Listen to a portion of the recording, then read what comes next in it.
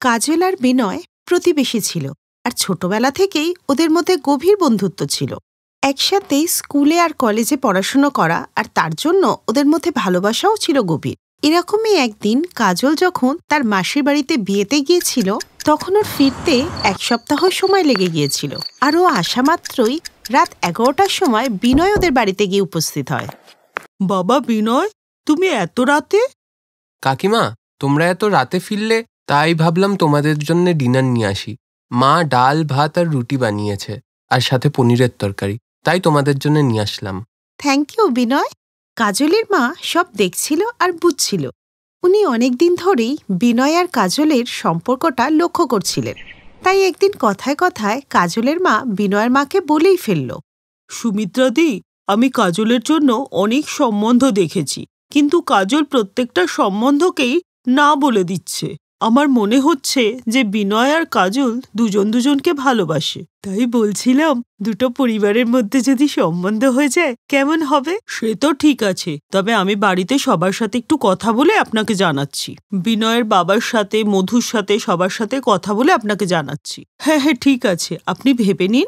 আমি উত্তরের অপেক্ষায় থাকলাম। কাজলের মা এই কথা বলে চলে গেলেন। কাজলের মা এসেছিল, বিনয় আর কাজলের সম্বন্ধের ব্যাপার নিয়ে কথা বলল। তো আমি বললাম যে ভেবে জানাচ্ছি। আরে এত ভাবার কি আছে? বউয়ের শ্বশুর বাড়ি আর বাপের বাড়ির মধ্যে যথেষ্ট দূরত্ব থাকা উচিত। হ্যাঁ, সেই তো, আমিও তো ওটাই ভাবছিলাম। আর মধুর সাথেও আমার কথা হয়েছে। সেও বলল যে দুপা এগুলেই বাপের বাড়ি, দুদিন অন্তর ঝামেলা লেগেই থাকবে। তাই আমি ভাবছিলাম কোনো বাহানা করে না বলে দিই। মা, আমি ভেবে নিয়েছি, আমি বিয়ে করলে একমাত্র কাজলকেই করব। তোমরা ভাবতে থাকো, আমার ডিসিশন ফাইনাল। আমি বিয়ে করলে কাজলকেই করব। এই বলে বিনয় রেগে সেখান থেকে চলে গেল। আর বিনয় যখন সিদ্ধান্ত নিয়েই নিয়েছিল যে সে কাজলকেই বিয়ে করবে, তখন বাড়ির লোকেদেরও বাধ্য হয়ে মেনে নিতে হলো। এরপর ওদের বিয়ে হয়ে গেল আর কাজল এই বিয়েতে খুব খুশি ছিল। কাজল, আমি আজকে খুব খুশি। আজকে আমি আর তুমি স্বামী স্ত্রীর সম্পর্কে আবদ্ধ হলাম। আমিও খুব খুশি Binoy. I love you Kajal. I love you Binoy. পরের দিন সকালে কাজল তাড়াতাড়ি ঘুম থেকে উঠে যায়। উঠে দেখে বাড়িতে সবাই ঘুমিয়ে আছে। তাই সে দরজা খুলে চুপচাপ করে নিজের বাপের বাড়িতে চলে যায়। কারণ কাজলের বাড়ির লোকেদের সকালে ওঠার অভ্যাস ছিল। আর কাজলের মনে হচ্ছিল যে সে আগের মতো যখন তখনই বাপের বাড়িতে আসতেই পারে। কাজল, তুই এভাবে না বলে এখানে চলে আসলি? হ্যাঁ হ্যাঁ বাবা, যাচ্ছি। 1 কাপ চা তো শান্তিতে খেতে দাও। কতদিন একটু শান্তি করে বসে চা খাইনি। মা, একটা কাজ করো না, চায়ের উপর একটু ভালো করে দুধের স্বর দিয়ে দাও। হ্যাঁ হ্যাঁ, আনছি রে আমার সোনা মা। এদিকে কাজল যখন নিশ্চিন্ত হয়ে চা খাচ্ছিল, তখন ওর শাশুড়ি গোটা বাড়িতে ওকে খুঁজে যাচ্ছিল। মা, একবার ছাদে গিয়ে দেখে আসছি। তখনই কাজল চলে আসে। কাজল, তুমি বাইরে থেকে কোথা থেকে এলে? তাও আবার নাইট ড্রেসে, এত সকালে? মা, তোমরা তো সবাই ঘুমাচ্ছিলে, তাই আমি একটু চা খেতে বাপের বাড়ি চলে গেছিলাম। ওই চা খেয়ে এলাম। কি বৌমা, তুমি কোনো নিয়ম না মেনে কাউকে না জিজ্ঞেস করেই বাপের বাড়ি চলে গেলে? শাশুড়ির এই কথা শুনে কাজল মুখ বাঁকিয়ে ঘরের মধ্যে চলে গেল। আর ওই দিন থেকেই শুরু হলো শাশুড়ি আর বৌমার এই দ্বন্দ্ব। মা, তুমি জানো শাশুড়ি মা একটা কোনো কাজ করেন না, সব কাজ আমাকেই করতে হয়। আর সবসময় আমাকে কথা শোনায় যে আমি বাপের বাড়ি কেন আসি। উনি চাইলে তো আমার বাপের বাড়ি আসাই বন্ধ করে দেন। এ কি ধরনের কথা? বললেই হলো যে আসা বন্ধ করে দেবে? আমি আজকেই তো শাশুড়ির সাথে কথা বলবো। আগে যখন প্রতিবেশী ছিলাম তখন কত ভালোবাসা ছিল, এখন বেয়ান হওয়াতে এত অহংকারের কি আছে? বাদ দাও তো মা, আমাকে আর কি আটকাবে? আমি নিজেই 10 বার চলে আসবো। তুমি চাপ নিও না তো, এটা আমারই বাড়ি, আমি যখন খুশি তখনই চলে আসবো। আচ্ছা, আমি যাচ্ছি। বিনয়ের বাড়ি আসার সময় হয়ে গেল, কিন্তু কাজল বাড়িতে গিয়ে দেখলো পুরো পরিস্থিতিই বদলে গেছে। কাজল, তুমি মায়ের বাড়ি গেছিলে তো আমাকে বললে না? ঠিক আছে, কোনো ব্যাপার না।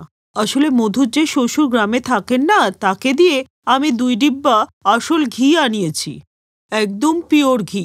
ভাবলাম একটা আমরা রাখবো আর একটা তোমার মাকে দিয়ে দেব। খুব ভালো ঘি। চলো তোমার সাথে তোমার মায়ের বাড়িতে যাই আর ঘিটা দিয়েও আসি। চলো। আপনি আর আমার বাপের বাড়ি? আরে বৌমা, ওটা তোমার বাপের বাড়ি পরে, আগে আমার বান্ধবী আশার বাড়ি। বাবা বিনয়, আমরা ওখানেই যাচ্ছি, চাটা ওখানেই খাওয়া হবে, তুইও চলে আসিস। ঠিক আছে? হ্যাঁ মা, ঠিক আছে কাজল, তুমি তোমার মায়ের ওখানে চা বানাও, আমি আসছি। শাশুড়ির এই পরিবর্তন দেখে কাজল খুবই অবাক ছিল। কি কাজল, তুমি এটাই ভাবছো না যে আমার মধ্যে হঠাৎ করে এত পরিবর্তন কি করে এলো? আমি অনেক ভেবে দেখলাম যে আমরা যখন ছেলেকে ছাড়তে পারি না, তখন মেয়েকেও তার বাপের বাড়ি থেকে দূরে রাখবো কেন? মেয়েদেরও ছেলেদের মতো পুরো অধিকার আছে সবসময় তার বাপের বাড়িতে যাওয়া আসা করার। যখন ছেলেরা সবসময় মা বাবার কাছে থাকে, তখন মেয়েরা কেন পারমিশন নেবে মা বাবার কাছে যাওয়ার জন্য? দেখো না, মধু আমাদের মেয়ে। মধু যখন আমাদের কাছে আসে, আমি তোমার বাবা কত খুশি হই। আর আমাদের কাছে এসে মধুও তো কত খুশি হয়। তেমনি তুমিও তো এখানে এসে খুশি হও, তাই না? তাই বৌমা, আজ থেকে তোমার বাপের বাড়ি আসার জন্য তোমাকে কাউরির কাছ থেকে পারমিশন নিতে হবে না। তোমার যখন ইচ্ছা তুমি চলে আসবে, ঠিক আছে? থ্যাংক ইউ মা, আমাকে বোঝার জন্য। সুমিত্রার কথা শুনে সবার চোখে মুখে হাসি ফুটে উঠল, আর দুই বেয়ান একে অপরকে জড়িয়ে ধরল। ওই দিনের পর থেকে কাজলকে নিজের বাপের বাড়িতে আসার জন্য কারোর কাছ থেকে আর পারমিশন নিতে হলো না। আর এখন ওর কাছে শ্বশুরবাড়ি আর বাপের বাড়ির মধ্যে কোনো পার্থক্যই ছিল না।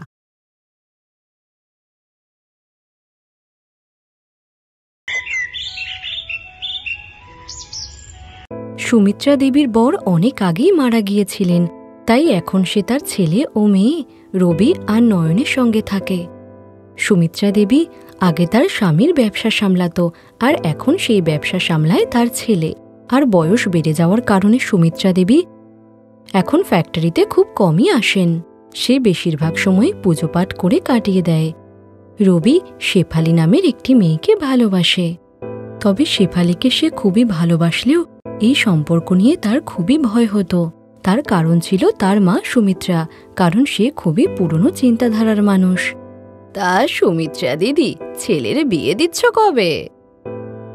কলাবতী দিদি, তুমি তো জানো সেই কবে থেকে আমাদের বাড়ির একটাই নিয়ম, বৌমা আনো মেয়েকে পাঠাও। তাই যে বাড়িতে ছেলের বিয়ে হবে সেই বাড়িতেই মেয়েকে বৌমা করে পাঠাবো। তুমি এখনো সেই পুরনো নিয়ম কানুনে পড়ে আছো। যদি তোমার ছেলে পালিয়ে বিয়ে করে আসে তখন কি করবে? তোমারই বৌমা নাও মেয়ে দাও, এই কথা এবার ভুলে যাও। এটা কখনো হবে না। আমি যেখানে চাইবো আমার ছেলে মেয়েরা সেখানেই বিয়ে করবে, আমি জানি। পুরনো নিয়মকানুনকে মেনে চলার জন্য সুমিত্রা দেবী খুবই গর্ব করতেন। তবে সুমিত্রা দেবীর মেনে চলা এই পুরনো নিয়মকানুন তার ছেলে মেয়ে যে পছন্দ করত এমনটা নয়, বরং সকলেই তার এই স্বভাবে অসন্তুষ্ট ছিল। দাদা, তোমার কি মনে হয় মা তোমাদের এই সম্পর্কটা মেনে নেবে? মা তো এখনো এটাই বিশ্বাস করে যে মেয়ে নাও বৌমা দাও। মা তো এমনই বাড়ি খুঁজছে যে বাড়িতে আমি বৌমা হয়ে যাব, আর সেই বাড়ির মেয়েকে মা বৌমা করে নিয়ে আসবে। দেখ নয়ন, আমি শেফালিকে খুব ভালোবাসি, আর ওকে আমি কথা দিয়েছি যে ওকেই আমি বিয়ে করব আর এই বাড়ির বউ বানাবো। তাই আমি ঠিক করেছি আজকেই মায়ের সাথে কথা বলবো আমাদের বিয়ের বিষয়ে। আর তখনই সেখানে সুমিত্রা দেবী আসে। কি হয়েছে বলো, কি কথা বলবে আমার সঙ্গে? কিছু না মা, তুমি আগে বসো, তারপর আমরা ধীরে সুস্থে কথা বলছি। মা, আমি জল নিয়ে আসছি। হ্যাঁ বল, কি বলবি?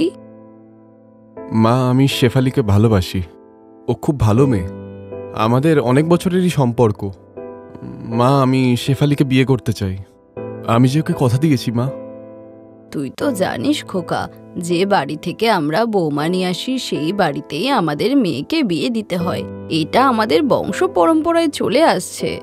আমি এই বাড়িতে বিয়ে করে এলাম আর তোর পিসি আমার বাড়িতে বৌমা হয়ে গেল। সেও এখনো এই নিয়মটাই মেনে চলে। এই তো কিছুদিন আগে সে তার ছেলের বিয়ে দিল যে ঘরে, সেই বাড়ি থেকেই তো মেয়েকে নিজের বৌমা করে আনলো। তাই আমাদের বাড়িতেও এটাই হবে। আচ্ছা, শেফালির কোনো দাদা বা ভাই আছে যে আমাদের নয়নকে বিয়ে করবে? তাহলে আমার কোনো সমস্যা নেই। হ্যাঁ, ভাই তো আছে, কিন্তু ওর কি নয়নকে পছন্দ হবে, বা নয়নেরও কি ওকে পছন্দ হবে সেটাও তো দেখতে হবে। তাহলে একবার কথা বলে দেখি, চল কালই শেফালির বাড়িতে যাই। নয়ন সবকিছুই শুনছিল, রবি আর সে দুজনেই খুবই চিন্তিত ছিল। পরের দিনই সুমিত্রা দেবী রবির সঙ্গে শেফালিদের বাড়িতে যান আর সেখানে তাদের পরম্পরার কথা জানালে, কিছু না মনে করলে একটাই কথা বলবো দিদি, এটা তো জোর জবরদস্তি হয়ে যাচ্ছে না। আসল সত্যিটা হলো আমরা ছেলে মেয়েদেরকে সবসময় নিজেদের পছন্দ মতনই বিয়ে করতে বলেছি। ছেলে মেয়েরা একে অপরকে পছন্দ করে বিয়ে করলে সে সম্পর্ক মজবুত হয়। আর আমি তো জানি আমার শেফালি মা রবিকে কত ভালোবাসে, আর আমার ছেলে আয়ুষও একটা মেয়েকে ভালোবাসে, তার সঙ্গেই সে বিয়ে করবে। আমার ছেলে মেয়েরা আমার থেকে কিচ্ছু লুকায় না। তাহলে এই কথা এখানেই শেষ করলাম। এই বিয়ে হবে না। যে বাড়ির মেয়েকে আমি বৌমা করে আনবো সেই বাড়িতেই আমি আমার ছেলেকে বিয়ে দেব। বৌমা দাও মেয়ে নাও, এটাই আমাদের শর্ত, ব্যাস। কিন্তু মা, আমার কথাটা একবার তো শোনো। তখন সুমিত্রা দেবী কারো কথা না শুনে সোজা বাড়ি চলে আসে। কিন্তু সেদিনের পর থেকে রবি খুবই উদাস থাকত। সে তো মায়ের বিরোধিতাও করতে পারবে না, এদিকে নয়নও ভাইয়ের মন খারাপ দেখতে পারছিল না। আর সে রবির চোখে জল দেখে শেফালিকে ফোন করে বলে, শেফালি বৌদি, আমি সেদিনই তোমাকে বৌদি হিসাবে মেনে নিয়েছিলাম, যেদিন দাদা আমাকে তোমার সঙ্গে দেখা করিয়েছিল আর তোমার কথা বলেছিল। তুমি দেখো, এখন আর তোমাদের জীবনে কোনো সমস্যা হবে না, তোমাদের বিয়ে হবে। দাদার খেয়াল রেখো বৌদি। নয়ন, আমি কিছু বুঝতে পারছি না, তুমি কি করতে চলেছ? নয়নের কথা শুনে শেফালির একদমই ভালো লাগছিল না, তাই সে তাড়াতাড়ি একটি অটো ধরে নয়নদের বাড়িতে পৌঁছায়। কি হলো শেফালি, তুমি এত চিন্তা করছো কেন? সব ঠিক আছে তো? নয়ন কোথায়? নয়ন ওর ঘরে আছে, ওর সঙ্গে তোমার কিসের দরকার? হ্যাঁ।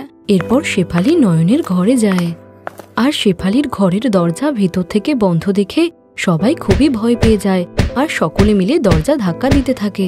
রবি, তুমি দরজাটা ভাঙো, নয়ন কিছু খারাপ করতে চলেছে। আর রবি দরজা খুলে দেখে নয়ন নিজেকে শেষ করে দিতে যাচ্ছিল।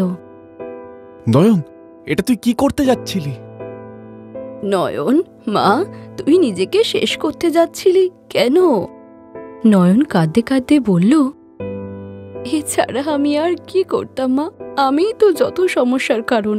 আমি এই পৃথিবীতে না থাকলে শেফালি বৌদি আর দাদার বিয়ে হবে, কিন্তু আমি বেঁচে থাকতে তো আর সেটা হবে না। তুমি তো আর তোমার পুরনো নিয়মকানুনকে পিছনে ফেলে আসতে পারবে না। আমি মরে যাওয়ার পর তুমি কাকে মেয়ে বানিয়ে বিয়ে দাও, আমি সেটাই দেখব মা। আমি আর থাকবো না এখানে। না মা, না, এমন করিস না, আমি তোদেরকে ছাড়া থাকতে পারবো না। আমাকে ক্ষমা কর, আমার জন্য তোদের ক্ষতি হোক তা আমি কখনো চাইবো না। আমাকে ক্ষমা করে দে মা, তোরা সবাই আমাকে ক্ষমা করে দিস রে। বাচ্চারাই যদি না থাকে তাহলে আমি পুরনো নিয়ম কানুন নিয়ে কি করব? তোরা নিজেদের মতো করে জীবন কাটা, আমি আর কখনো কিছুতে বাধা দেব না। ভালো থাক তোরা সবাই। শেফালি মা, তুমি আজকে আমার মেয়ের প্রাণ বাঁচালে, তুমি একজন প্রকৃত বৌদির দায়িত্ব পালন করলে। আমি কথা দিচ্ছি, তুমিই হবে আমার এই বাড়ির বৌমা। আমি আমার সমস্ত নিয়ম কানুন বদলিয়ে ফেলব সব। নয়ন, রবি আর শেফালি খুশিতে কেঁদে ফেলে। আর কিছুদিন পর ধুমধাম করে শেফালি আর রবির বিয়ে হয়। নয়নও তার দাদা বৌদিকে একসঙ্গে দেখে খুব খুশি হয়।